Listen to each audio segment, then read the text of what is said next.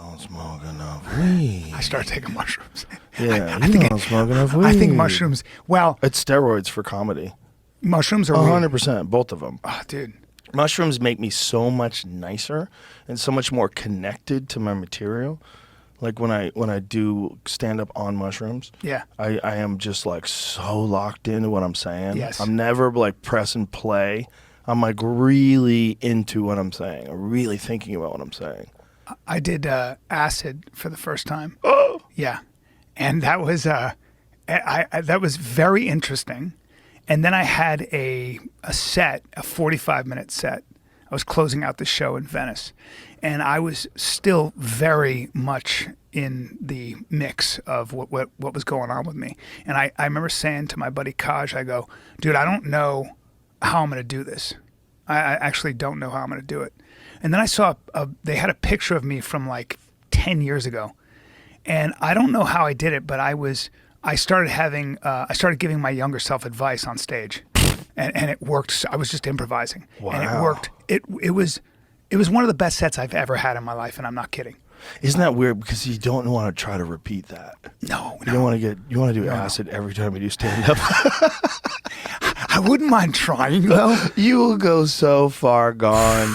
You'll be gone. Yeah, you can't. You but you could. I was coming. I was on the tail end of it. Mm-hmm. That might be the best time. That's right? the perfect time for weed too. Like when you have an edible, like right when you're not scared of everything anymore. When it wears off, you're like, oh my god, I can't wait to get on stage. Yeah, and just be free. Yeah. That stand up keeps you honest. 100%. And I never want to be like, because what I was trying to avoid was, I said, I don't want to repeat myself.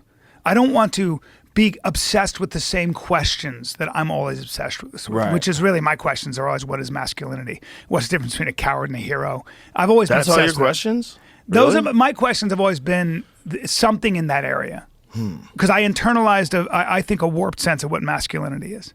Interesting. And so it's an interesting battle for me. But now, you have kids, and like you said, you can't think about yourself. You get older and you're just more in a position of service, but that forces you to contend with larger questions.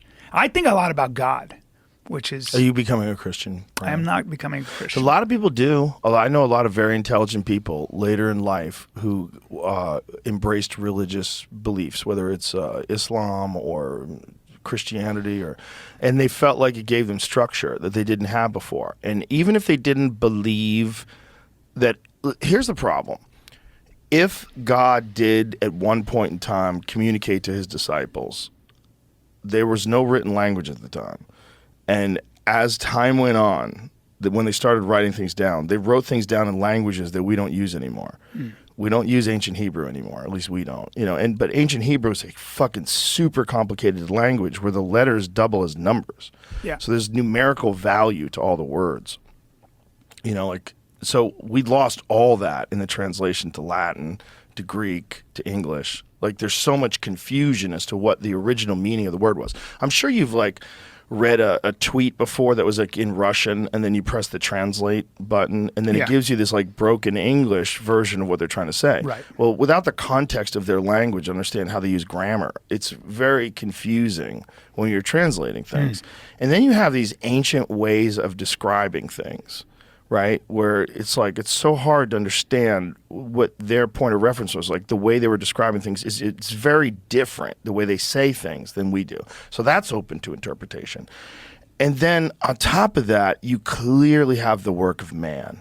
So if this was an enlightened encounter with some divine being that gave forth incredible wisdom to people, along with it there's some fuckery got added. Yes. And so the question is how much fuckery? Because it's not zero. There's never been never ever been a person in a position of power over a kingdom that didn't lie. Yeah. That didn't manipulate, that didn't control the masses, if they were in control of whatever the religious documents were, for sure there's some fuckery. There had to be I some don't fuckery. concern myself with those details. No? No.